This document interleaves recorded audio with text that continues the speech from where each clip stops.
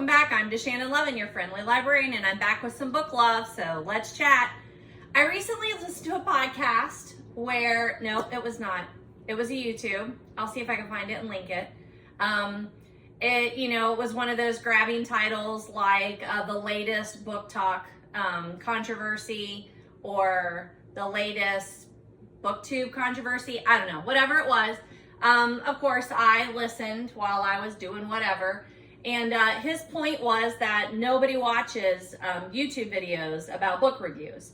And I thought about that. And I'm like, well, what do I watch, Yeah, I guess I kind of do. I watch more book content probably than book reviews. So I thought I would just throw it out there that this is a whole lot of book chatter. Like, I absolutely give you reviews of the books that I've read so far since the last time I talked to you.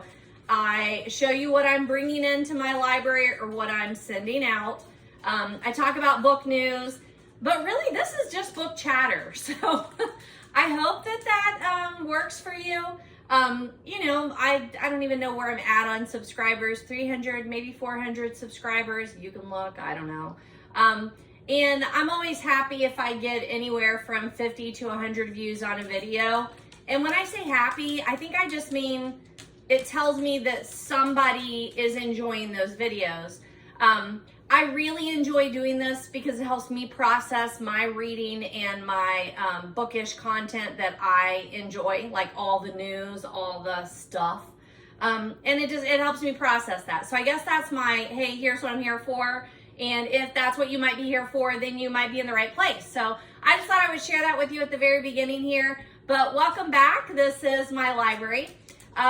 Today is July 11th. It's Friday, July 11th. My cousin Deb, who's a huge reader and I know watches my videos, is in town this weekend. I'm meeting her for dinner, and then we have an Agatha Zoom meeting tonight. So hey, Agatha, if you're watching, we're excited for that. And then tomorrow we're headed to Columbus for the Columbus Book Festival. And my cousin scored Hamilton tickets with the Ham for Ham program. I don't know if you're aware of that, but it's insane. We got Hamilton tickets for $10 a piece. That's crazy. So we're going to go see that at 2 o'clock tomorrow in Columbus. So super excited about that. Then we're meeting up with our friend Cheryl, who my cousin knows from high school, and we are going to dinner. We're staying with her, and then who knows what we'll get into on Sunday. The book festival in Columbus continues on Sunday. By the time I get this episode edited and out there, it will be too late for you to go to the Columbus Book Festival, but I've talked to you about it enough that hopefully you will be there, and if you see me, you'll say hello. If not, put it on your calendar for next year. It's always around this time. I want to say this is the third or fourth year, and this is our third. I think this is our third time. Is that right, Deb? Anywho, it's well worth it. I've always been a big promoter of Cincinnati's Books by the Banks. And it kind of, for me, seems to kind of go like that as to years that are better than others. And then the Columbus one has just always been a hit. I think that they are super well done. I've really enjoyed going to their book festivals too. So hang out with me. Let's talk about some books. I've got some great recommendations for you and some great reviews if you're someone who's watching that.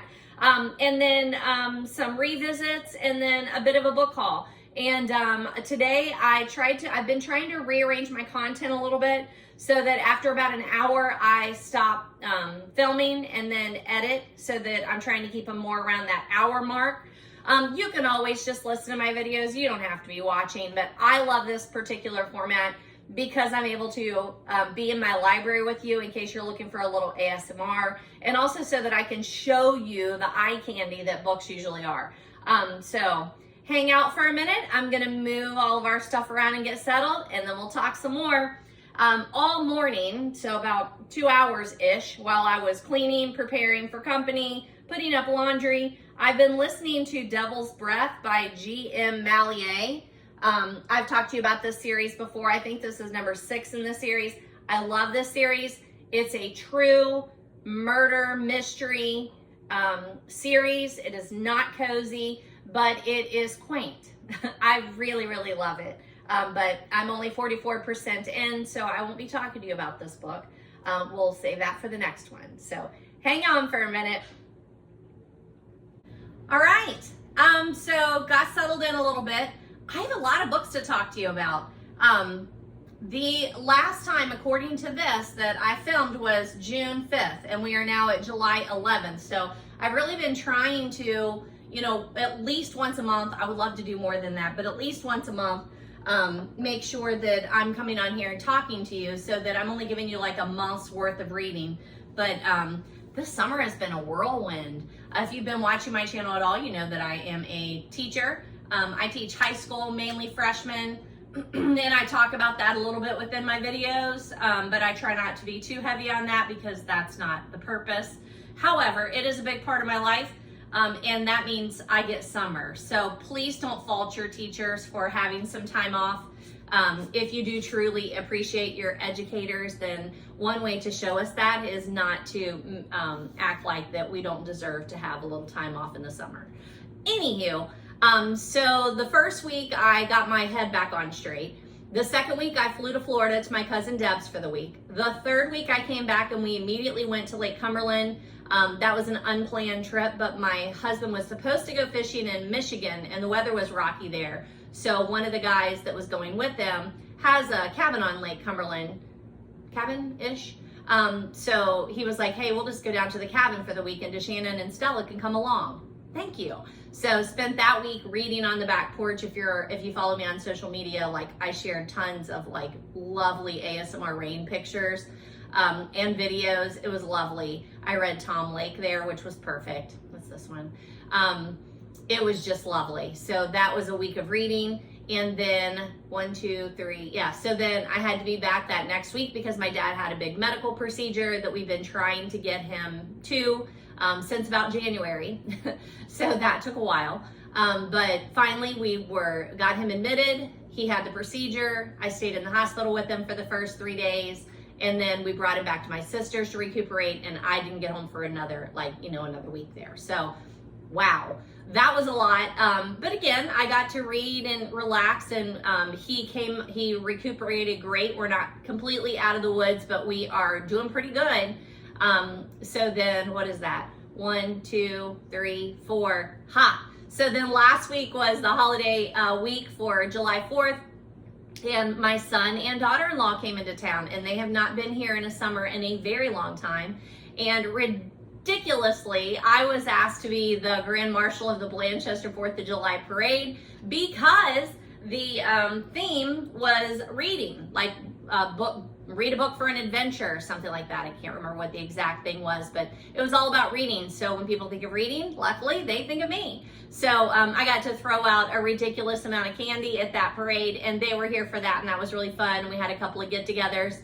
And then this week I have just been trying to actually pull some things together, like all those things that as a teacher you gather through the year and you say, oh, I'm going to get to this and I'm going to get to that and whatever. And I was really determined I was going to do that this summer, and then I've yet to be home. But I've gotten a lot done this week too. I've been trying to get rid of some books, and then I still have some books that came. I told you about a family friend whose mother was going into care and he needed her books to go somewhere. So I've been going through that, trying to get them to the appropriate people and organizations and places. And then some of those I kept. I haven't gone over any of those with you, but I will. But she had a couple of Agatha Christie's and that sort of thing. Lots of religious or Bible reference, which has been really cool. And so I've been just kind of processing all of that. So that's taking a long time, but I'm happy to do it. As a reader and book collector, that's what I would want someone to do for me. So I'm happy to do that for someone else. That being said, let's talk about the books that I've read since the last time I talked to you. There's a bunch. Pun intended. That's my maiden name, in case you were wondering. So the last time we were here, the last book that I talked to you about was Atomic Habits, which was life-changing. I loved it. And I have sent that to someone who asked me to borrow it. And I would pick up multiple copies of that. If I see those out thrifting, I will always pick up a copy of that to share. Oh, also big news before I forget it, because I don't think I have it in my notes. Finally, the Lake people came and got my free little library that was donated to me about 3 years ago and got it installed. So we were supposed to paint it yesterday and it rained, so we had to wait. But I'm going to be painting it, and I will share the progress on that too. I'm super excited about it. I've been trying to get that in there for, like I said, I bet it's been like 3 years. So I'm excited to go on that journey too, and bring you along. Anywho, that being said, last book I talked to you about was Atomic Habits. And so the book that I will start off with is They Do It With Mirrors, which is an Agatha Christie.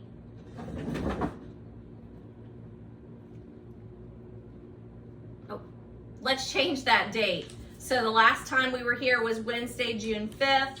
Today is Friday, July 11th? Yes, 11th. There we go. You're not going out right now.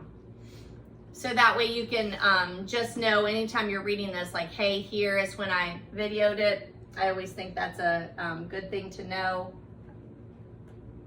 in case anything crazy happens. And let's light our candle. We're still working on the Peace on the Porch, the Peaceful Porch Candle Company. This is a lovely one.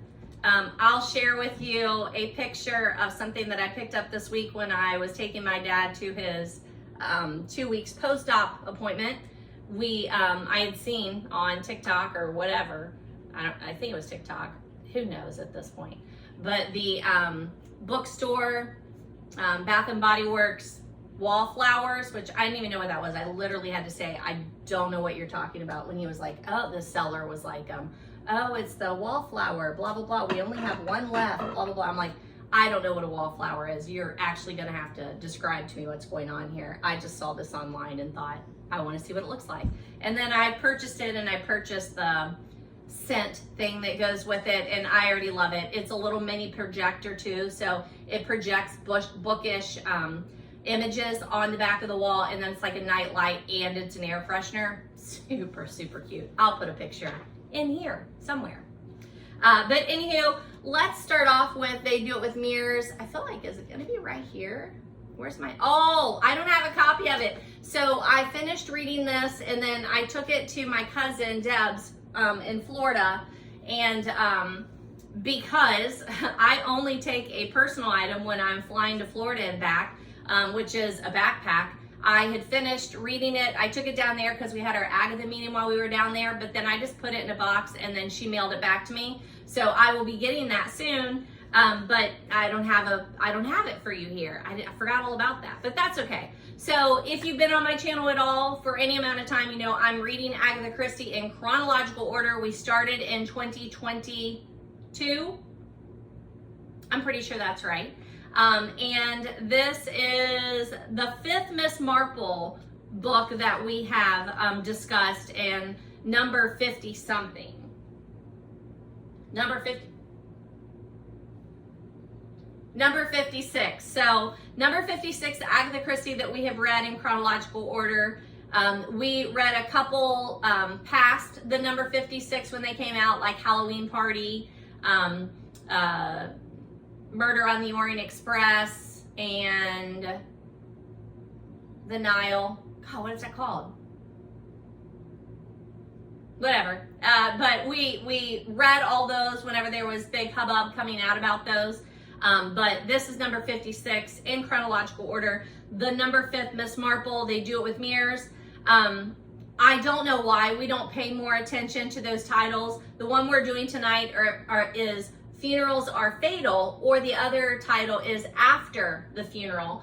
And again, 2 titles that pay attention when you're reading Agatha Christie. We have this whole list of hallmarks of things that we are looking at when we are reading Agatha Christie, and I think I added 3 more when we were reading this time that I was like, this keeps happening over and over and over again. Why weren't we paying attention, or why wasn't I paying attention?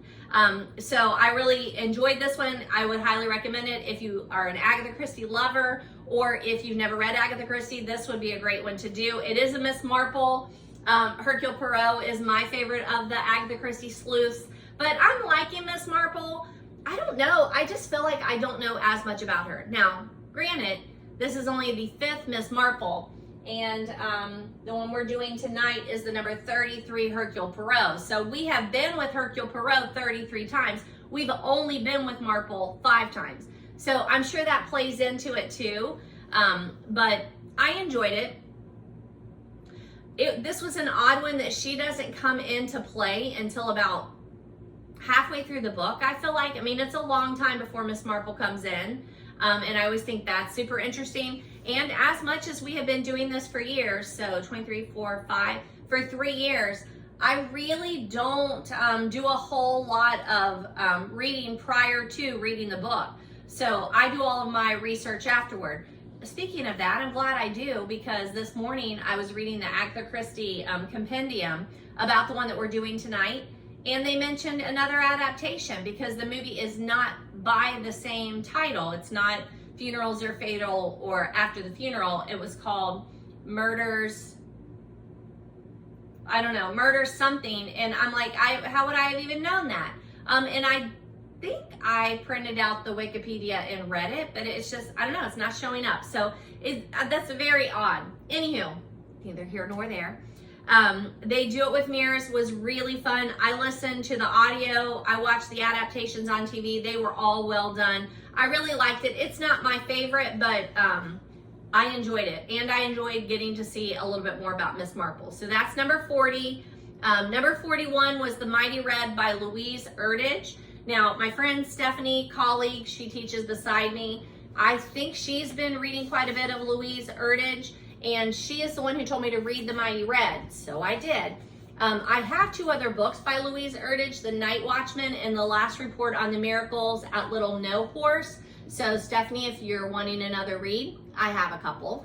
And I would continue reading her. She's very literary. I read it at the beginning of the summer, and I think that was good timing for me. I enjoyed it.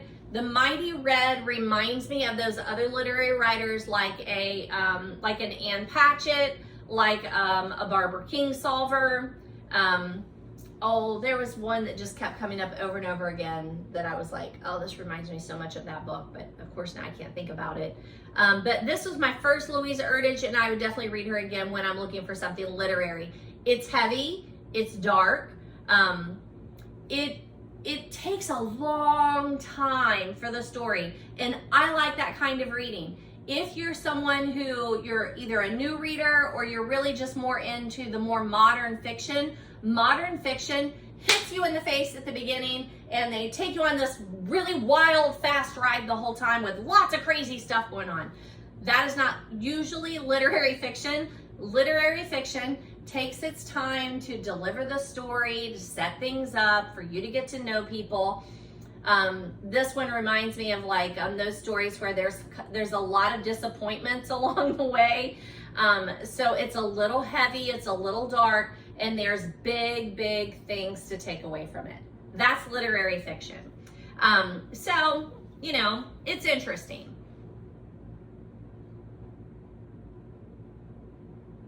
I always appreciate these kinds of reads. It takes me a long time to pick them up because I know it's going to take me longer to read and that it's going to be heavy and sad. But the writing is masterful and always makes it worth it. It was dark, a little darker for me, especially when I'm kicking off summer. A little darker than what I wanted, but now that we're into the summer, this might be a good time for you to read it. I listened to the audio on this one, and it was a great production. It was very well done. I think this is the kind of book that I usually like to read in print more, but this is the way that I could get it, so that's what I did. So that was number 41. Number 42, I have a copy of. I've been reading this for a while, but it's one of those books that I don't like to run through very fast. It's a seasonal book. It's poetry for young people. It's Robert Frost poetry. I've been focused on him the last 5 years that I've been back in the classroom. I like to read several of his poems throughout the year because he's so good at doing that. So this is broken up into the 4 seasons: summer, autumn, winter, and spring. In some of these I've heard of, and some of them I haven't, and honestly some new favorites. So The Road Not Taken is the obvious Robert Frost that most of you know. And I do that one with the classroom, so that one was good. After Apple Picking is another one I was already familiar with. And Mending Wall is another one that I think usually like upperclassmen read. But one that was surprisingly just crazy good, good's not the word I'm looking for, impactful, was The Woodpile. If you have not read The Woodpile by Robert Frost, search it up right now and read it. It will give you a different view of the man who wrote The Road Not Taken. Wow. And there were a couple of others in there that just were super meaningful. His poems are easy to read, easy to understand, have deeper meanings if you want them to. They're a good starting point if you're trying to either learn to annotate yourself or teach someone else how to annotate or analyze. Like, there's so much information out there about them that they're easy to do. I would highly recommend that you read this like I did. Over the course of the 4 seasons, there's no sense in rushing through it. It's illustrated, it's beautiful. That's number 42. 43, I borrowed, and I have it somewhere to take back. I'm not sure. I feel like I didn't give that back to her, but I need to. Where did that end up at? I don't know. I'm going to have to look for it. But Archer's Voice by Mia Sheridan. It's a very popular cover. You've seen it before. I had borrowed this last year or even maybe the year before from her, and I'm really, really, really working on getting every book I've borrowed from anybody read and returned to them by the end of 2025. It's my #1 reading goal. So I read this one. I also did get the audio so that I could dip in and out of it, but I preferred reading this one in print. It is a spicier romance, but it's on the darker side, which is probably not the ones that I gravitate to, and I'm not sure that I really knew that until reading this kind of cemented that for me. You know, more like Verity is spicy romance, but it's dark and it's a thriller. Archer's Voice is not a thriller. It's a personal story for sure of a couple of characters and them falling in love. It is spicy, and it's pretty spicy. Like, you know, if you want to go, like, is it got a little spices at 3, or is it's moving up towards the 5 there, I think. But it's an enjoyable read. I'm more a fan of like the Abby Jimenez or Lucy Score type books, I think. This is more for people who like Colleen Hoover style and on the scale of like Verity. That's what I would say. My daughter-in-law loved it so much, she read the entire series. She looked up to see how they all fall together. And when she was here last week, we were talking about it. She really enjoys the series. She's a 20-something, I'm a 50-something. I don't think that has anything to do with it, but I'll throw it out there. Number 44, I have a copy of. It's this Murder in Hidden Bay. I'm pretty sure I picked this up when I was in Florida. And then I'm pretty sure I did. And then whenever I had finished whatever I was reading, then I picked this up and wanted to go ahead and get it read. And I knew it would be a good size to take back on the airplane, and it was, and I finished it pretty quickly. It's pretty straightforward mystery. There's a fly. Why? Every video, why? Anywho, it's not independently published, but it's probably small press. It's called The Book Folks. You can look it up at www.thebookfolks.com. But it's pretty straightforward. It takes place in Ireland, on the west coast of Ireland. I wouldn't say procedural, but investigating kind of mystery. That's what it's heavy on. I'm looking to see why I put this on here, but I think it's because I really liked the way that they state this. No thanks, but by all means, get something for yourself, Lynn said. Mrs. McMadden got up and went behind the bar. She took a glass and poured herself a good measure of brandy from a half-full bottle and returned to the table. She took a decent swig of liquor and put the glass down. I don't usually drink brandy, but needs must, she said. Do you know if Alfie had a boyfriend at all, Miss McFadden? I couldn't say, Inspector. I'm not privy to the staff's personal lives outside the hotel, but you could ask Stella.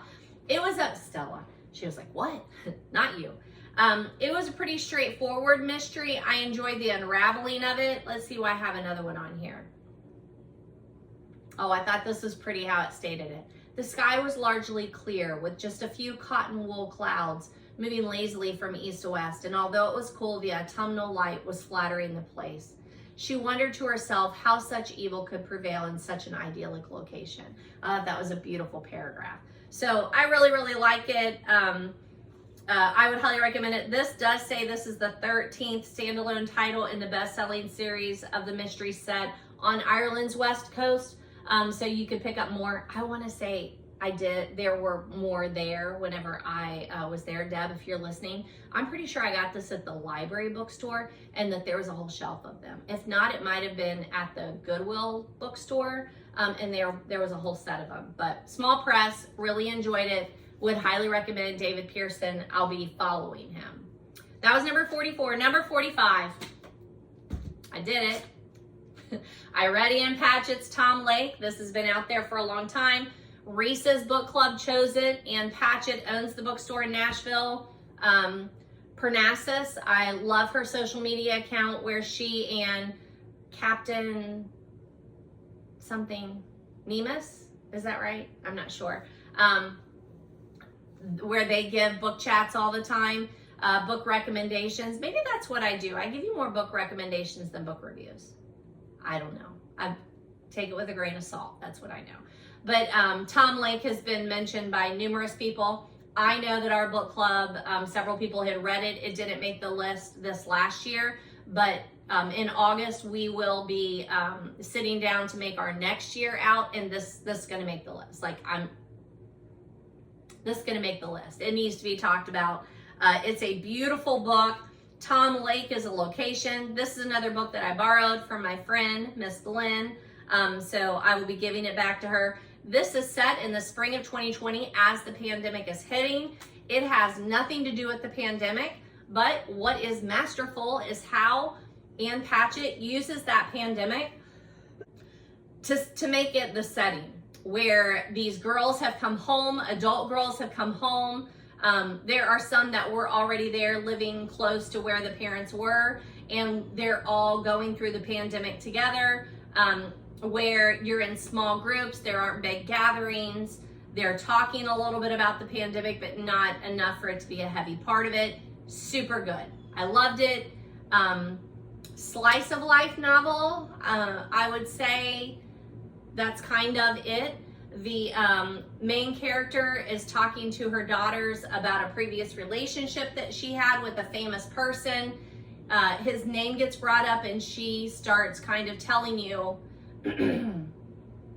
not only about the relationship that they had, but how he came back into her life and then how her life took a different turn.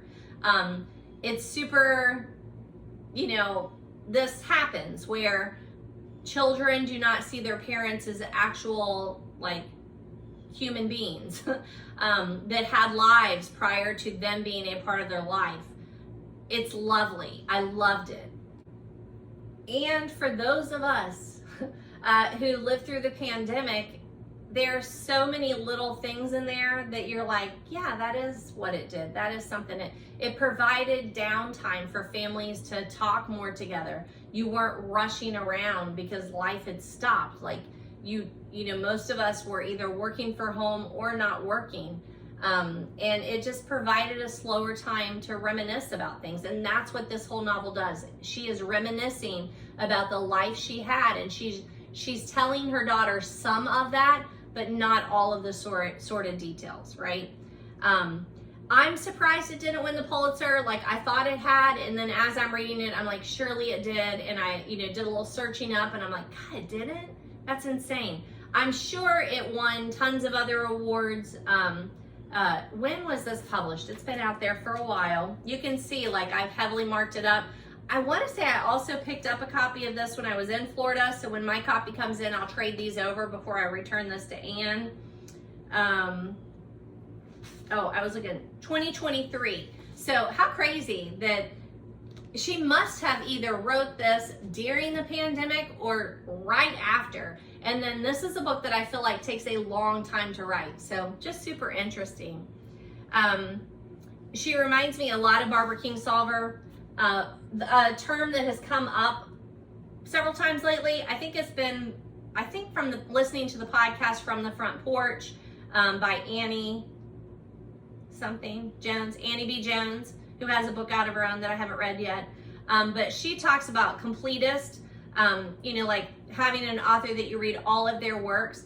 Ann Patchett is that author for me. Barbara Kingsolver is that author for me. Obviously, Agatha Christie is that author for me. I've got a lot of authors that I want to read everything they've written because I know they never let me down. Very character driven. All right, highly recommend. Number 46 I listened to. It was Just for the Summer. Part of Your World, number 2 by Jimenez.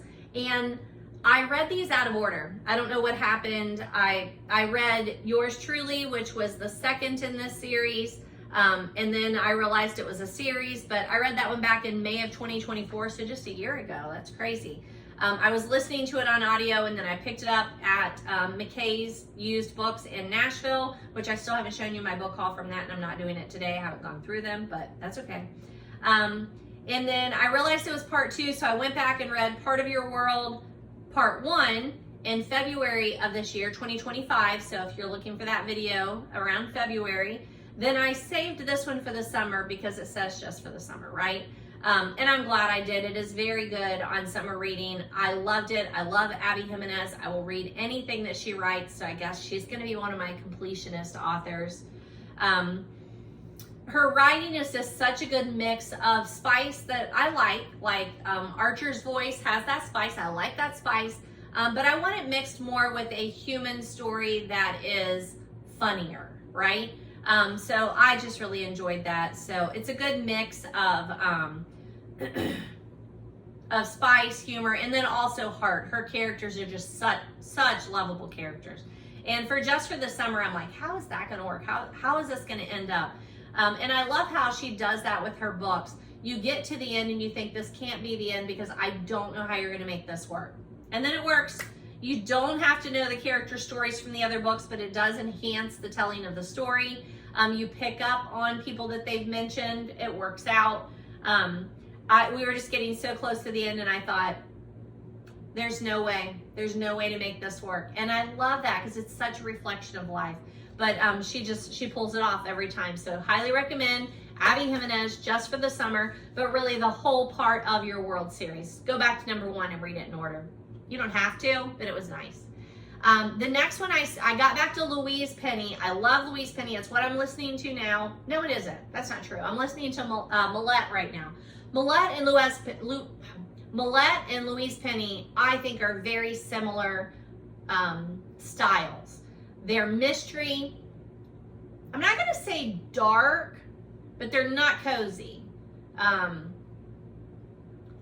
Mallier is more quaint, whereas Louise Penny is not quaint. God, it's so hard to describe these. I loved A Fatal Grace. It was the second one, and the Chief Inspector Chief Inspector Armand Garmache, number 2. I've read more than just 2 of this series, but I didn't go back and start at the beginning for a while. I have so many of her books. I actually just thrifted another copy of The Gray Wolf, which is her newest one, I think. But I already had it. I didn't realize I already had it, but that's fine. That free little library, that's what this is going to be there for. Little free library. That's what this is there for, so that, I can have that constantly rolling, place to put books that I'm ready to let go of. Let's do it that way. Anywho, so I first read Louise Penny in September of 2018. I fell the other day and I scraped my knee and it hurt so bad. Ow. And it's one of those things I just keep, when I hit it, it like sends pain waves through my body. Anywho, September 2018, I read Still Life, which is number 1 in the Gamache series. Soon after, I watched the adaptation. So if you've not done that, I think it's still on Acorn, and it's such a great adaptation. Why it didn't get turned into more of a series, I don't know. Within the last year, she was talking about it was supposed to get a reboot, and that hasn't happened. And I don't understand it because it's so good, and her books are so popular. I don't understand it. Anywho, I didn't proceed in order. The next one that I got was an advanced read in 2020, All the Devils Are Here, which is number 16. And then in 2022, I read The Madness of Crowds, which is number 17. The audios are easier for me to get, but these really would be better to read in print because they're so complicated. But that's fine. If I can't get it, then I just do the audio, and the audios are beautiful. I just often have to listen to them a couple of times and rewind a lot to keep up with it. Her writing is humorous, but it's humorous in a weird way. It's very thoughtful. Her characters are very personable. It's a small group, but it's not cozy. I've let too much time go between the readings, so she's another one that I really would like to just continuously read in order, and that's my game plan with her. I also read the Penny and Hillary Clinton novel, State of Terror, which was more of a political thriller. It's not a gamache, but I really enjoyed that too, but I will be making it through all of her books. I've really, really enjoyed reading her. Okay, the next one I got for my birthday 2 years ago. Oh, look, right there's Archer's Voice. Right here it is. I thought I gave it back, so sorry, Brandy. I will be sending this back to you. Her daughter actually drove me in the Blanchester 4th of July parade in her convertible. It was so much fun. I really enjoyed it. Thank you so much, Bella. So there's Archer's Voice. And then this one I got for my birthday a couple of years ago, and from my friend Stephanie, that I talk about on here quite frequently because she's a big reader and English teacher. And it's How to Solve Your Own Murder by Kristen Perrin. And then after she gave it to me, I saw the cover everywhere, but I'm just now getting to read it. And this was super, super enjoyable. If you are a murder mystery fan, if you like more of the Agatha Christie, Knives Out, that kind of murder, this is it. It was super fun. You can see I spent a lot of time annotating at the beginning, and then I kind of sat it aside, and no, I didn't set it aside, sorry. I sat aside the annotation markers and then just read. But it took me a little bit because it's a little complicated in the beginning. So what did I do? I marked some clues, I marked some people. Oh, I know, because I started reading this when I was in the hospital with my dad. So, you know, that day of waiting for him to get through the surgery was 5 hours. And, you know, I wanted to keep my mind off of it after I said my prayers. I wanted to keep my mind off of it, and this was a good way to do that, but I had to annotate in order to keep myself focused. I really, really enjoyed this. I marked the characters, I marked the clues, I marked things that kept coming up, like superstitions, the settings. I just really, really enjoyed this. I thought it was super fun. I did a little family tree in the beginning because it is a little complicated. I thought this was super fun. So lighter than a Louise Penny or even a Mallier. Some humor, but really more like a tongue-in-cheek kind of book like Knives Out. That's what I would say.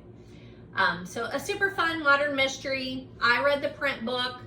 I thought it was a great way to experience it, especially if you like to annotate. They did make a few Agatha Christie references, which I don't know if that's just increasing or if I'm just noticing now because I'm such an Agatha Christie fan. But like in my, the one that I'm listening to right now, where is it at?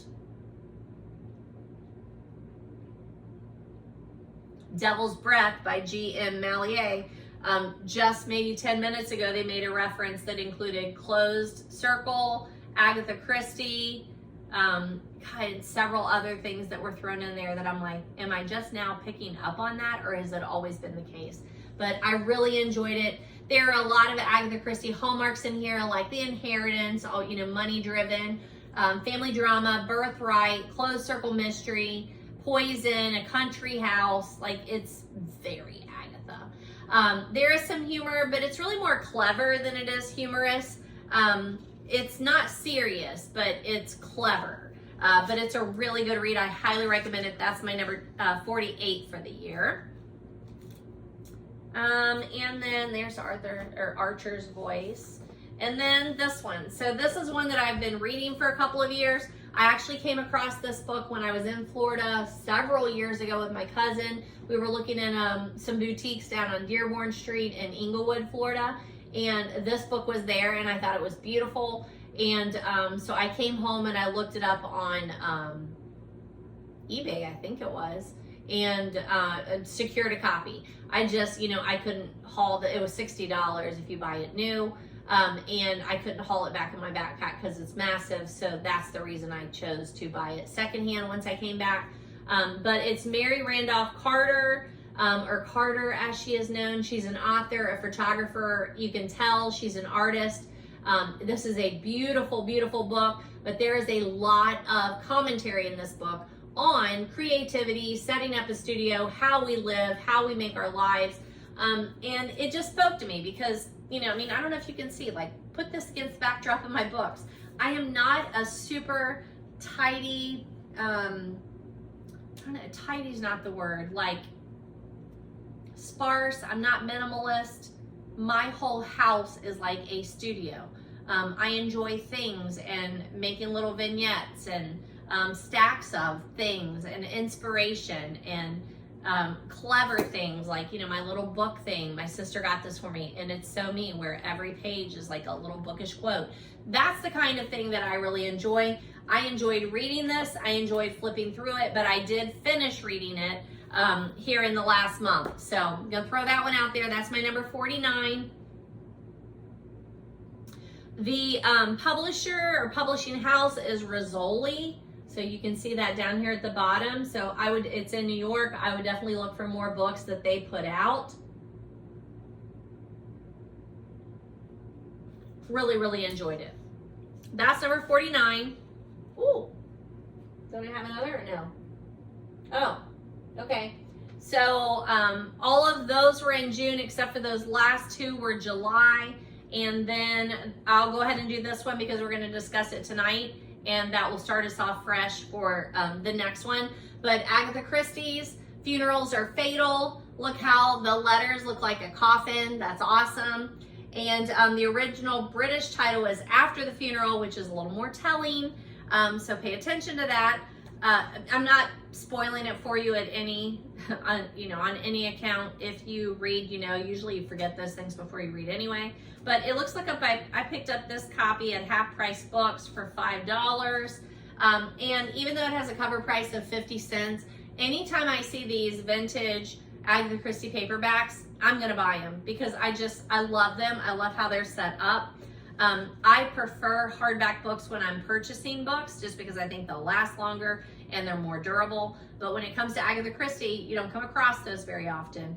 And I love the artistic covers of the Agatha Christie books.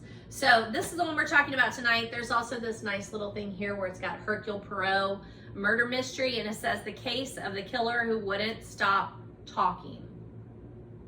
Right? I really enjoyed this one. It has those common, I haven't done all my notes on it for tonight yet. I still need to do that. Those common hallmarks of Agatha Christie: an inheritance, the reading of a will, a misplaced will, greedy family members, an overheard conversation, something that was said that becomes very important, actors, actresses, masking, I don't know what you would call it, but think about like in Halloween Party, what gave it away, like parts of those things come back. So she is reusing a lot of things, but I think that's what makes it fun to read Agatha Christie. One of the things that makes it so fun to read Agatha Christie is that you are getting to know an artist and her craft over the course of her whole oeuvre. It's crazy good. So highly recommend. This is a Hercule Poirot, but he does not come into play until maybe page 80, which is insane, but super fun. Highly recommend.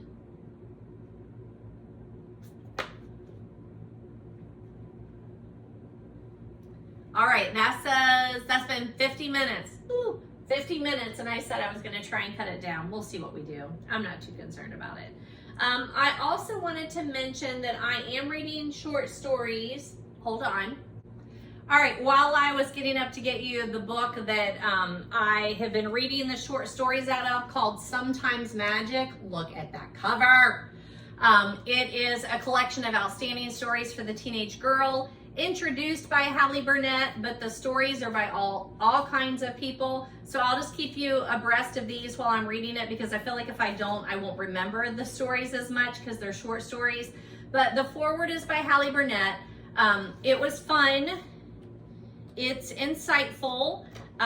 This was published in 1966, and it shows.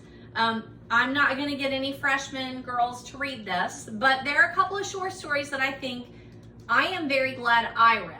So the first one I read was One Morning in June by Mavis Gallant. They're darker than I thought. I thought they would be like light summer reading. They are not light summer reading, but I really enjoyed it. I thought it was fun. One Morning in June, little dark. A lot of them focus on like girls looking for prospects to marry. There's that, whether they want to or not. Trying to figure out who they are. The next one I read was The Echo and the Nemesis by Jean Stafford. This one was a little darker. Two friends, frenemies maybe. A little bit of gothic feel to it. Dark. Yeah. A little psychological craziness. It was a little weird. It was a lot weird. The next one I read was The Waltz by Dorothy Parker. You know, Dorothy Parker is one of those names that I hear a lot, and I haven't read a lot by her, if anything. Maybe not even anything. And so when this one came up, I was like, interesting. I really want to read this. It's one of the reasons I picked up the book. And then it wasn't great, but it's an early Dorothy Parker story. And again, young girl who's looking at her prospects. The next one was Carol Boyle, White as Snow. This one had some race things going on in it. And by that, I mean like, 1966 awareness of how people are viewing race. It was really good.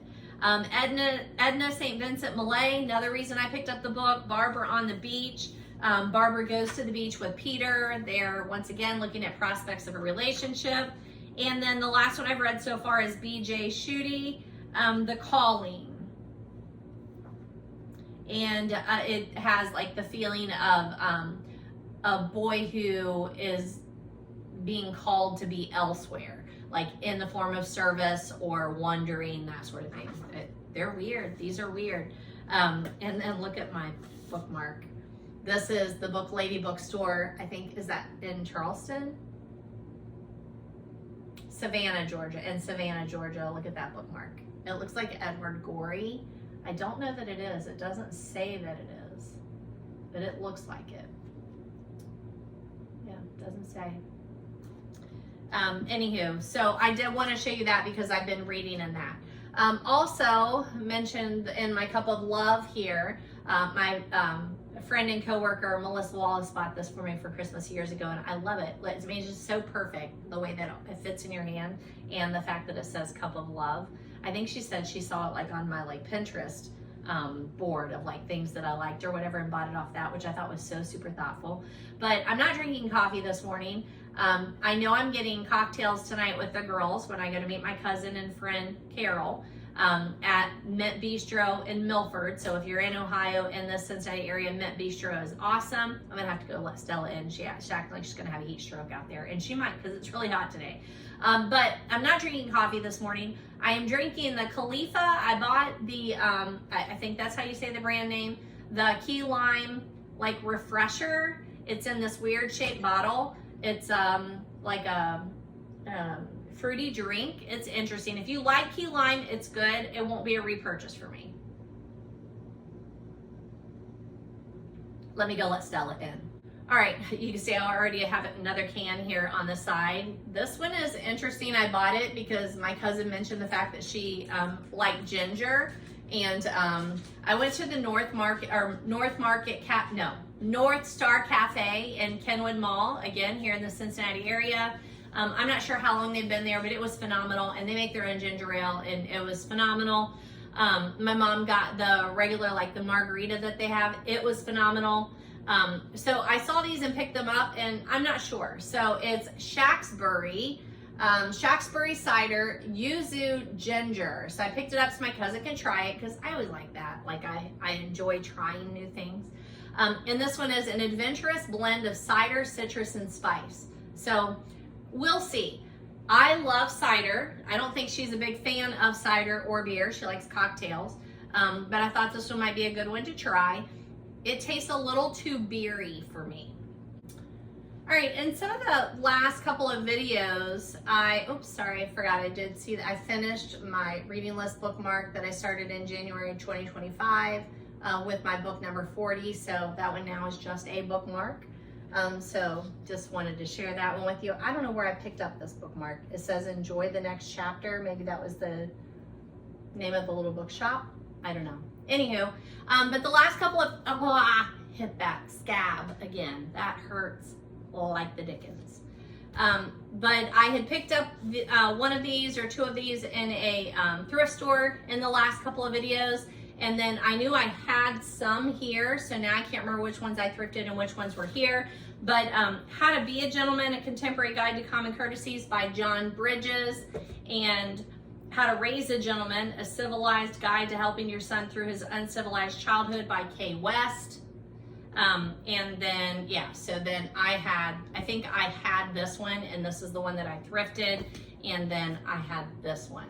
So I'm going to put one of these in the classroom, my double here, but I noticed that it did not have a Goodreads, so I added a Goodreads for that. I had and read both of these when my son was younger, toddler, and I just thought they were super helpful. It's a good conversation when you're trying to raise little gentlemen at what that word means, and different examples in society that you see where boys, males, should be turning into gentlemen no matter what their age.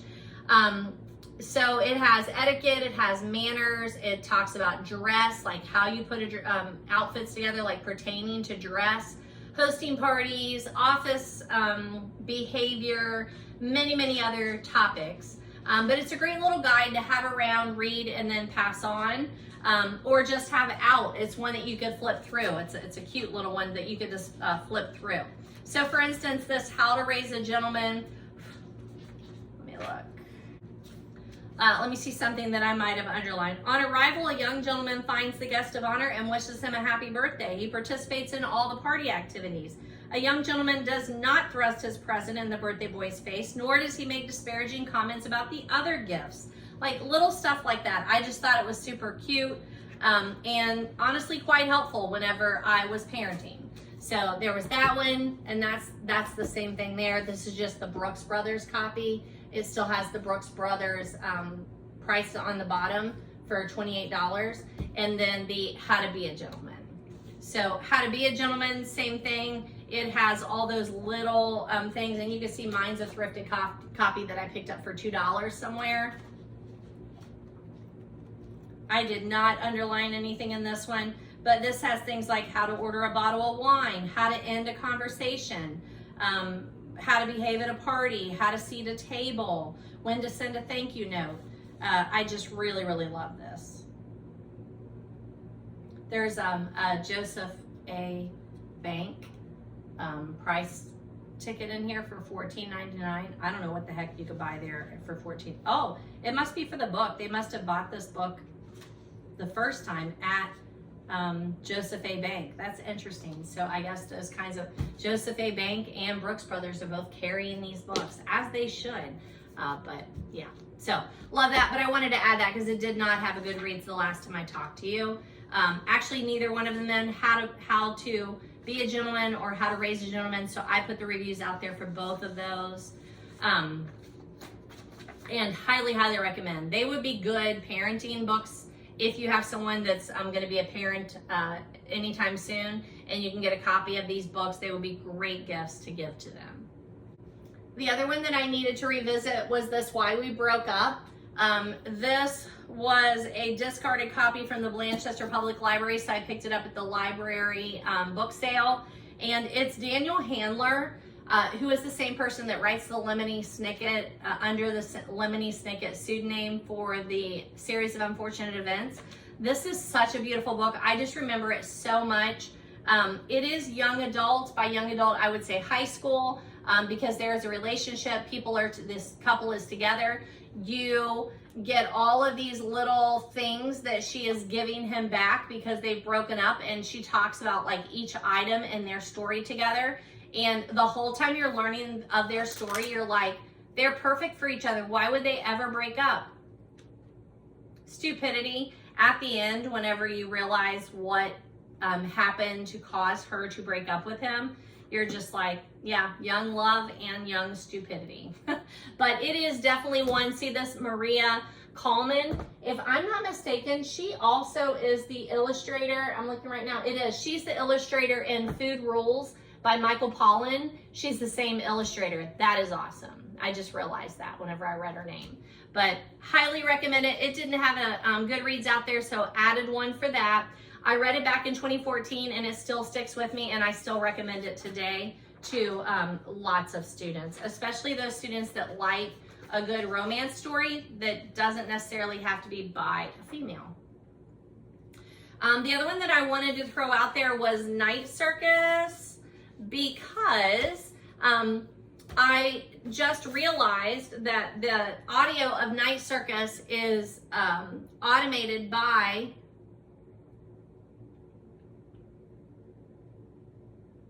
Jim Dale, who does the audios for the Harry Potter series. So how crazy is that? So I checked it out, and then I didn't get a chance, the audio, and I didn't get a chance to listen to it, but I am going to do that again, and just listen to it whenever I'm just like piddle farting around, right? Just because I want to hear Jim Dale tell this story. And this is one of my favorite books. I love The Night Circus by Erin Morgenstern. It is one of those books that when someone reads it and they ask for something like it, I've got nothing like it. It's a truly unique book. It is about magic. It is about a circus that only comes out at night. It's beautiful. But I didn't have a Goodreads out there for it either. How crazy is that?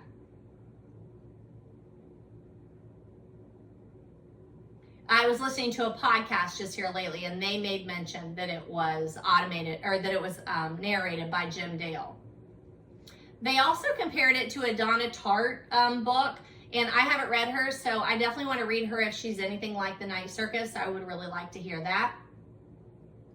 It's a book about love, fate, family, relationships, purpose, and life. Relationships for sure. But really it's just a book about life and choices and how our lives transpire. It's beautiful.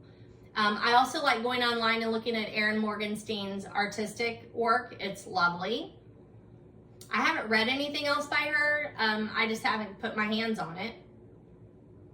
But it really is just an imaginative piece of literature that I highly recommend. It's unlike anything else I've ever read. I also wanted to mention, after I reviewed this back in 2017, but Anna Todd's going to be at the Columbus Book Festival this summer, so I'm just throwing that one out there because I've not talked to you about this. I only read the first one. I think it's funny because a student said, "Oh, Miss Lovin, you really need to have this book in the library." I know I would give it to numerous people, and I'm like, "Oh, okay." So I ordered it, and then I read it, luckily, before I put it on the shelf, and then no, that does not go on a high school shelf. But it was super interesting. I always just like to read whatever my students are reading to get a feel for what it is that they enjoy and what they're looking for. Anna Todd started off writing on Wattpad, which is probably still around, but you don't ever hear about it anymore, or I don't anyway. But it's way too racy for my high school, public school shelves. But I did really enjoy reading it, and I would read more of the series. The girls that now think that spicy romance is a new thing, it's not new. It was out back, when Anna Todd did After. Isn't it also fan fiction for Twilight? I think it is, but I could be wrong. I don't know that I've shown you my little book coaster, but I love it. It says read all the books, and it's at the ABC Market, which is a book vendor that I run into all the time here in Cincinnati. So just throwing that one out there. I wanted to make sure that you did see my shirt. It says Let Freedom Read.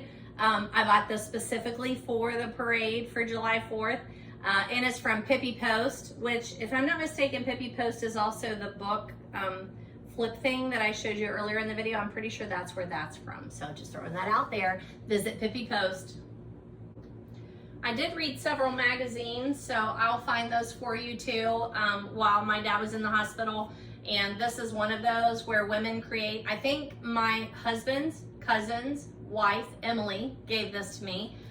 It is Where Women Create Inspiring Workspaces of Extraordinary Women. I've read these before. It's created by Joe Peckham which is, you know, a name that you would know if you're in the creative world. She has the one that has studios, which I, you know, like, well, I guess this is it. So where women create, showcases creative women's studios, like home studios. I love it. And their work, which I think is just beautiful. It's just beautiful eye candy. I love these magazines. They're good ones to flip through, read, and then pass along to other people that appreciate this kind of book. It's just beautiful. It's just beautiful. It's beautiful. So this one is the summer 2022 issue.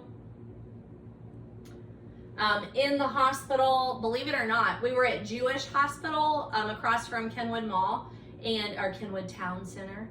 And they had a great selection of magazines. So I read Dwell there, and I read Better Homes and Gardens, the May 2025 issue, Sensei Magazine. All of those were there, and I read all those while I was waiting on my dad. And then again, the subsequent days that I stayed in the hospital there with him. So just so you know, they were great ones. I think I showed you in one of the little free libraries back on Mother's Day, I picked up a copy of Savor magazine, Savour, so like a food-based one. It was number 50. I took that one with me and read it while I was there. And then I realized that I can read the New Yorker magazine through my Libby account on my iPad. And I don't know, somehow I just had missed that. So I always see articles come across. I also have on my pencil earrings, those little bedazzlers, right?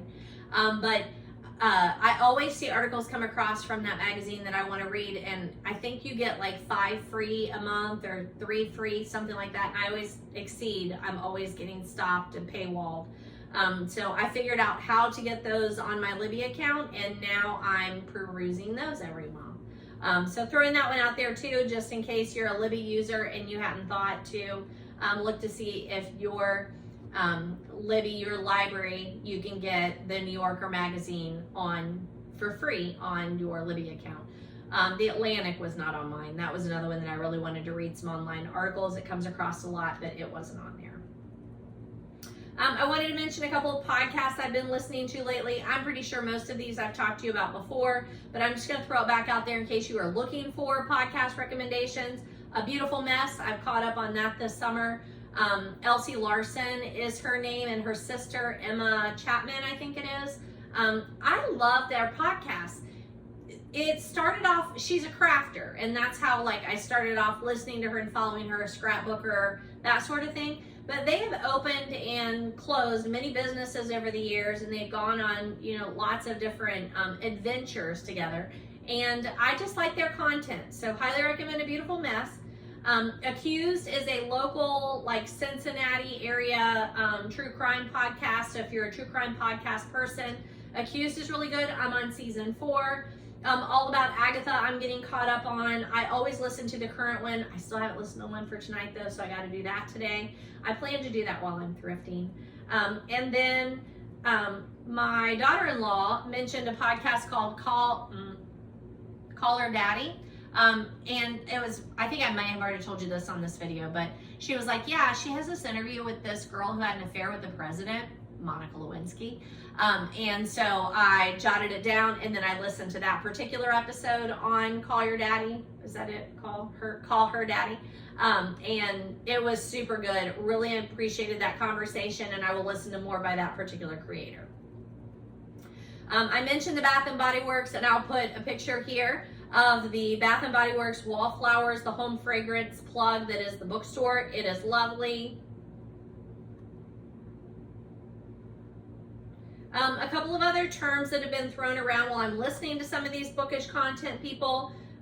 The genre of blood-soaked crime. I hadn't heard that before, and that's come up within the last month. Upending of expectations trope, which I loved. I thought that was super smart. Mentioning a cultural moment, like the Suzanne Collins, everybody is reading Sunrise on the Reaping at the same time being a cultural moment. I thought that was an interesting little snippet.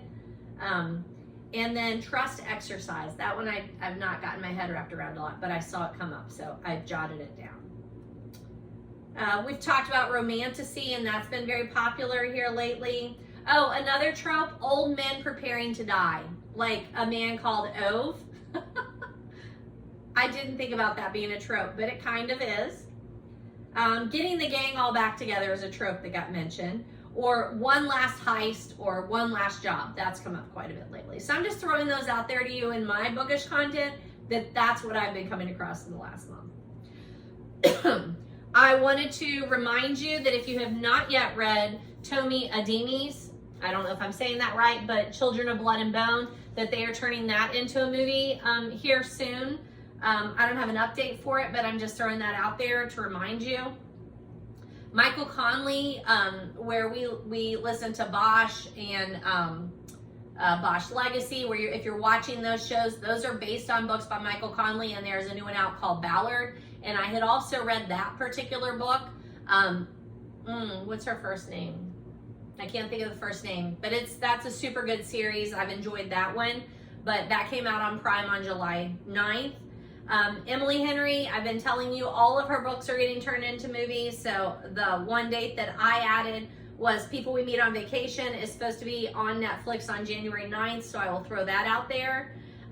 Lucy Score's Things We Never Got Over, the #1 in the Knock 'Em Out series, is going to be a TV adaptation. I don't have a date on that yet. I'll update you when I know. And then Ruth Ware, The Woman in Cabin 10, which is on my summer reading list, is supposed to be coming to Netflix on August 29th. So that's like on my very short list. Another one I mentioned, but I didn't have it on my desk to show you at the time. I told you my husband and I were playing quite a bit of Scrabble, like at the end of May. He had an aunt that came in and we all were playing Scrabble, and when they left, we continued playing Scrabble. But this is the dictionary that I say is like, hey, if you're playing Scrabble, you have to have a dictionary, and everybody agrees to that dictionary. Well, they always have. And then this time my husband was like, no, we're done. We're getting a new dictionary. This is the Concise Edition Webster's New World Dictionary of the American Language. And the copyright is 1956. So several words came up that were not in here. And it just really ticked him off. So I wanted to show you. That is my dictionary. This is the dictionary I've had forever. I love it. And I always say, hey, this is the one we're consulting. But he's right. I need to pick up a Scrabble dictionary. But I wanted you to see that lovely one. My husband and I went to Columbus for his birthday. I don't know why. Our anniversary, we normally go to Columbus or on a short trip. But for our anniversary this year, we had traveled down to Arkansas to see our son fish in the Pro Fishing All-American something. Major League Fishing All-American, I think that's what it was. It was huge, so I'm not downplaying that. If you know anybody in the fishing, you just know, like, I can't keep up with all of them, but it's huge. Anywho, we went to Arkansas, so we didn't spend our weekend meandering, as a couple around. So it just so happened that then on his birthday, he was like, hey, why don't we go do the Columbus trip now? And I'm like, sure, I will always be up for a trip to Columbus. And while we were there, he was like, isn't that one of those little library things? Yes, it is. I have a box of books in the trunk. He pulled over and I got this one, Wild Dreamers by Margarita Engel. I love the cover and I think it looks super good. It's a Simon & Schuster. So I picked that one up. And somewhere I picked this one up. I don't know if it was from the Free Little Library. I feel like there was another one, but I'm not sure. But I picked this one up, The Visitor's Guide to the Afterlife by Annie Pigeon. And it's put out by Kensington, which is one of my favorite publishers. Do you have a favorite publisher? If you do, I would love to hear in the comments below. But this is The Visitor's Guide to the Afterlife. Where to go, what to do, where to eat, and other heavenly hints. And I flipped through it and it's got like recipes and like definitions. It's ridiculously humorous. And a little bit serious. So I look forward to reading that. Picked it up somewhere. It's got a little mark on the end, so that might have been a thrift. When we were in Columbus, I also went to Storyline Bookshop in Columbus. So search that up. We might make another trip there this weekend. But I bought a murder game called Not Today Murder. I don't have it sitting right here, so I have to grab that one for you and show you later. But I've really appreciated my Agatha Christie trivia game. It looks like this. It's kind of like that. It's a boxed game. So I thought if I ever do get to host one of those bookish weekends where we all go and read for a weekend, those are games that I will take. I don't know if I ever actually showed you this, but it's the Cincinnati Coffee Passport or Cafe Passport. It has a cafe map that you can scan when you're looking for a coffee shop around. You can follow them on Instagram, and then it lists a number of coffee shops in the Cincinnati area, and each one of them has a page for you to rate or make any little notes about. So I plan to do that. I just haven't done that so far, but I do carry it with me and I enjoy looking at it. Somewhere I've picked up a copy of Confess by Colleen Hoover. I haven't read that one yet. And this Adriana Trigiani, Brava Valentine. I'm going to put that on my seasonal reading list. A copy of Venom and Dark Sweet by Judy Lynn, and one of the Magic Steeped Poison by Judy Lynn. So these, I know I have copies of these in the classroom too. And I think they got recommended last year and I haven't read them, but I'm going to put them in that romantasy area. I'm pretty sure that's where they belong. All right, I might skip around a little bit here, but some of this is haul and some of it is just things I wanted to talk to you about. Let's start right here. So there's a free little library in my neighborhood, and they had some books that were donated that were the Librarians and the Mother Goose Chase copies of the book that the new series is based off of, and they had these little medallions on there. So I thought that would be a fun one. I love the series. I love watching the series, The Librarians. So this is one that I want to read, and then I can pass it along. So throwing that one out there, I thought it was super cool. I don't know that I've ever shown you this little, it didn't show up on my book list, my bookshelf, book talk book list. But this came in like a little thrifted something, and it's the V.E. Schwab, Scars Are Not Shameful, Not Unless You Let Them Be. If you do not wear them, they will wear you. And it's from the Scorched Bone series. So that's a series, I need to read it just because I have merchandise that goes with it. I popped in Target the other day and they had some schoolish things, and I bought some for me and some for my daughter-in-law. But this is a great alphabet set. Yes, I teach high school, but I try and keep it light, fun, and super positive. And those are magnets, and I'm always looking for magnets. These I thought were super cool. They're little school buses. And again, they are magnets, so love that. And then we always need bookmarks in our room. These are more geared for elementary because it's like you can read, if they were trying to read something, then it goes like that, so you can read a line at a time. But I thought they were super cool bookmarks, and Target in the dollar spot, they were $1 or $3 or $5, very easy. So I got those, and then also picked these up at Target, and then picked one up for my daughter-in-law. Water bottle stickers, 5 die-cut book lover stickers, thought those were super cute. So all of those, a little bit of a Target haul there that I am telling you. If you, like me, go to your area Target and don't really find that much, I feel your pain, because that would be me. These were $3. I saw a little sticker on there. But my sister, who lives in Coleraine, we always stop at hers. And then when we're out and about, sometimes we'll stop at a different Target. And I don't know. Oh, where was the one we were? Oh, we went to the Waterstone one in Phil Zertle, and I think that's where some of the stuff came from that I'm like, we haven't even seen this stuff at our Target. So it's so weird how that works. And the Waterstone Target, or the Waterstone area, is also where I went to Bed Bath & Beyond and said, I hear you have this like book related nightlight thing. And he was like, I have one left. They have sold out in 3 days. This is growing on me. So just interesting. Each Target has a different thing. I have talked to you about the Chicken Soup for the Soul series, and I think this might be from my friend's mother's stash. I think that's where that's coming from. But this will be a cute one that I just like to have in the classroom laying around where people just flip through from time to time.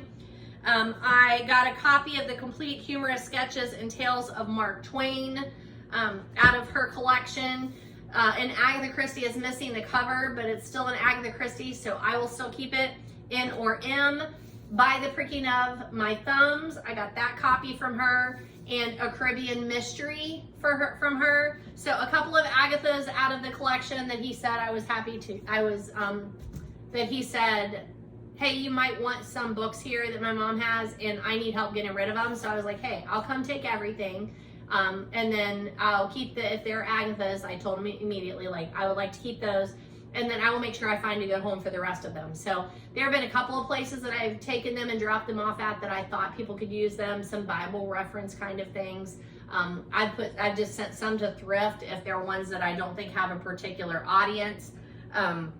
And then I have a stack of books that I'm gonna drop off at a like a rare bookstore that I know also deals in like more religious kinds of books. So I'm getting there. It's taking me a long time, and I'm getting there. I did keep this just as I am Billy Graham. I've talked to you about Billy Graham a couple of times, and religion in general, in that I know there's controversy that surrounds, you know, like a big evangelist like a Billy Graham. But a couple of years ago, I started reading just the ones that I had, and I just really, really enjoyed them. I got a lot out of them. So now I feel like anytime I see something by him, I'm gonna hold on to it and then try to read it. If it's not my taste, I'll pass it on, or it might be another just unexpected winner.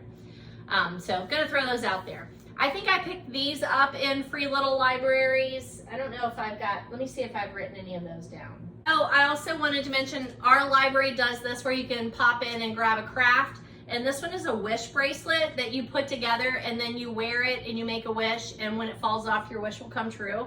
I thought that was super cute, and thought about like duplicating that for my shoebox craft group. My brother-in-law, when my dad was recuperating at their house, I stayed there, and my brother-in-law came in and gave me a book. I'm like, do you think I didn't bring enough books? Like, I'm gonna run out of reading material. He's like, I don't know, somebody was giving it away at the club and I thought you might want it. And it's The Gray Man. It's a Netflix series. The first Gray Man novel by Mark Greaney. And so of course I was like, actually I do want that, because anything that's a series is based off of, I like to try. And then again, it's another really good one to put in the classroom. My mom had given me this, and so I'm just showing it to you, and it'll go on the cookbook shelf over here. But it's a lovely one. It's my new Better Homes and Gardens cookbook. But when it says new, this is the revised edition of 1937. So, you know me, I'm gonna definitely keep that because I love the aesthetic of it. But yeah, not really new, but it's beautiful. This one came out of that, my friend's mom's collection, The Giving Tree, which I think I already have a copy of, so this one will go to the classroom. Even though it's a children's book, you know, it's one of those books that has a deeper meaning, and I usually reference this every year, so it'll be nice to have a copy in the classroom. I don't know where these came from. Ann Meyer's Bread of the Dead, by a Santa Fe Cafe mystery, and it's got the sugar skull in the front, which I absolutely love. Do Not Disturb by Frida McFadden, and The Housemaid's Secret by Frida McFadden. So pick those up somewhere, don't know where. I don't know where this one came from either. Murder in Our Mist, 3 complete mystery novels by Agatha Christie. And it's got a great paper cover, but even without the paper cover, like just that is awesome and would look great on my Christie shelf. I've already read The Body in the Library and The Murder at the Vicarage, but I've not read The Moving Finger yet. So it may be one that I don't even have a copy of, but it goes up there. So at some point I popped into the Goodwill over by Beachmont. I don't really know why. Oh, you know what it was? I know what it was. My husband had picked me up from the airport, coming back from my cousin's. We went to the Athleta Gap outlet there, and then got lunch somewhere, and then he was like, hey, you just want to pop in that Goodwill real quick, because that's always good for books, and it is, so thank you very much. The Goodwill on Beachmont. And I picked up a copy of Truck, A Love Story. I've already read this. One of my favorite books. It's by Michael Perry, and it was $1.99. And I got a copy of The One and Only Bob, which I've not read, but Catherine Applegate. I've read that series, The One and Only Ivan. And that one, I don't know why they're priced differently, but that one's $1.99. This one was 99 cents, and I've read this too, the Death by Bikini series. I think it's even over here because I have not reviewed it yet. So any of these that I'm telling you about, I always make sure they're reviewed before I put them on the shelf. I picked up this copy for 99 cents that I thought would be a really good one for the classroom.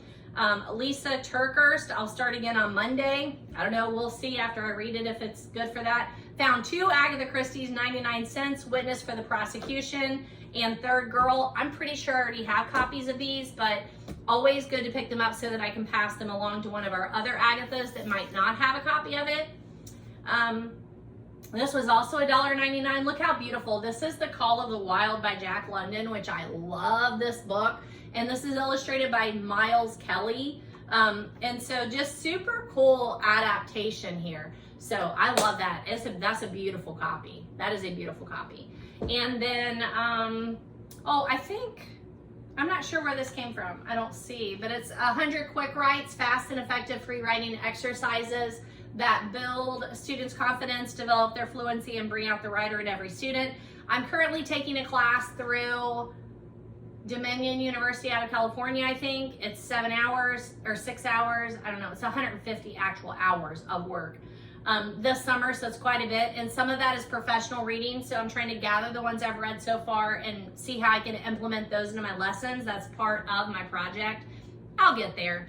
I picked up this copy of Jacob T. Marley. I think that came from a Free Little Library. These came, I think, from the Free Little Library at Coleraine my sister lives down there in Coleraine by a nature preserve, and there's a Free Little Library in the nature preserve that I'd never seen before, but I found it using my app, the Little Free Library app, and did Around Me when I was at her house. I had gone home to take a shower, refresh. My mom and my sister were at the hospital, and my dog stayed with my brother-in-law at his house.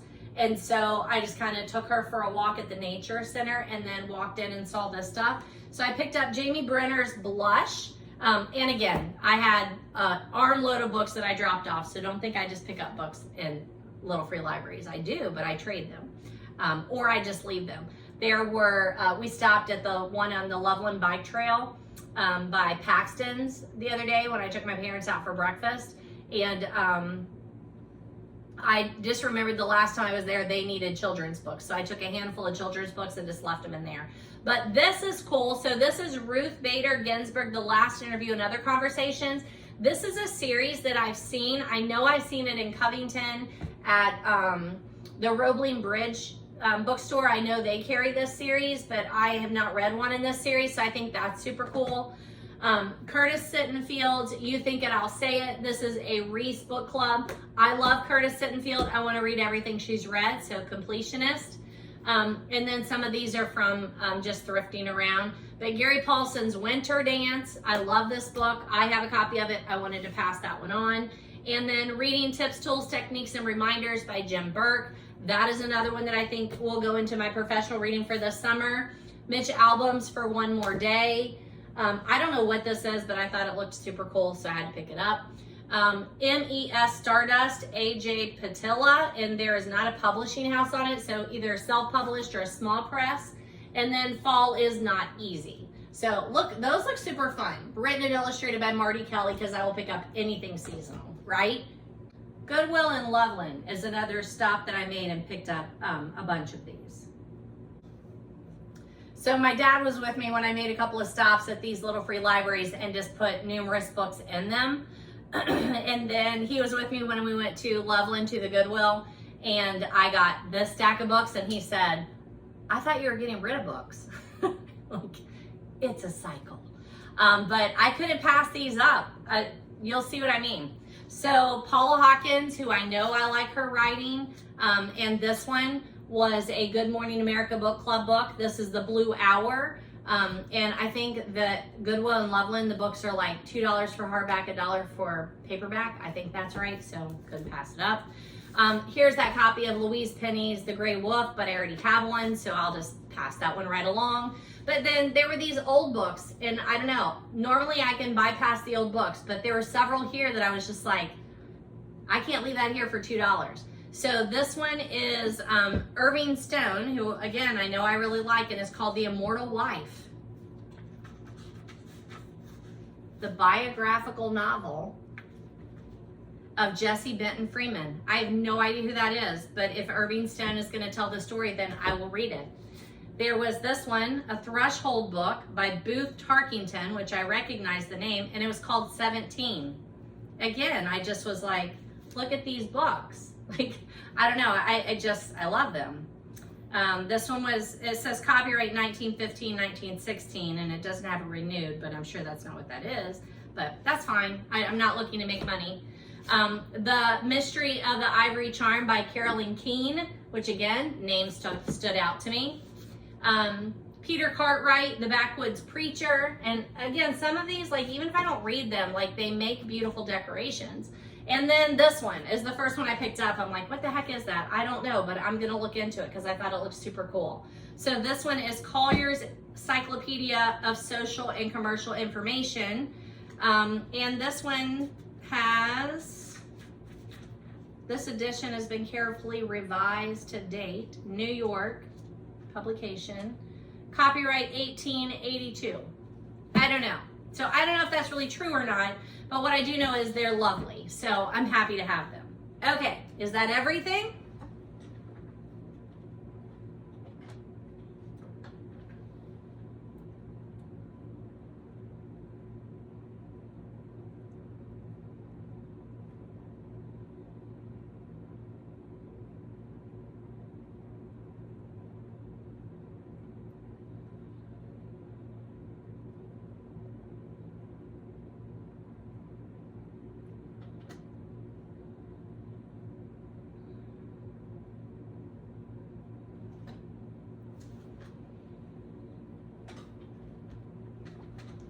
I think that's everything for now. So I've been filming for an hour and 53 minutes. So at the beginning of the video when I told you I will film for an hour and stop, no I won't, because I see the things that I want to get through. And then again, it's a process. I'm taking things out, I'm bringing stuff in, but I need to not be bringing in more than I'm taking out.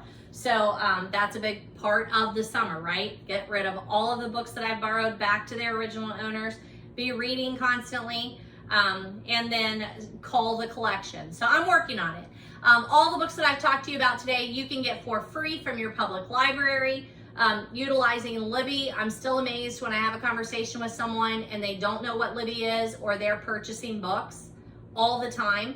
I purchase my fair share of books, either new or used. I do. However, there's no way I could pay for all of the books that I read or want to look through or experience. I can't do it.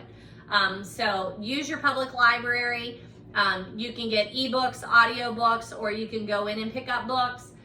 If you need help getting a card, I'm happy to answer those questions for you. Walk into your public library. They are so happy to help you. But you can get all these books for free from your public library. I support all kinds of book buying. I try to buy from independent bookstores and frequent independent bookstores, but I'm not above buying from Target, Kroger, or Amazon if I need to. So I hope you have a fantastic summer. If you need summer reading recommendations, the video before this was summer reading recommendations, and then I made a video in early June going over some reading recommendations. So just throwing that out there. Like, follow, subscribe, give me some comments, tell me what you're looking for, what you're reading, what you want to read. I enjoy seeing any of the bookish content that you want to throw my way. If you're a booktuber, you know, comment, put your video below so that we know how to find you, and listen to all the book chatter. Happy reading!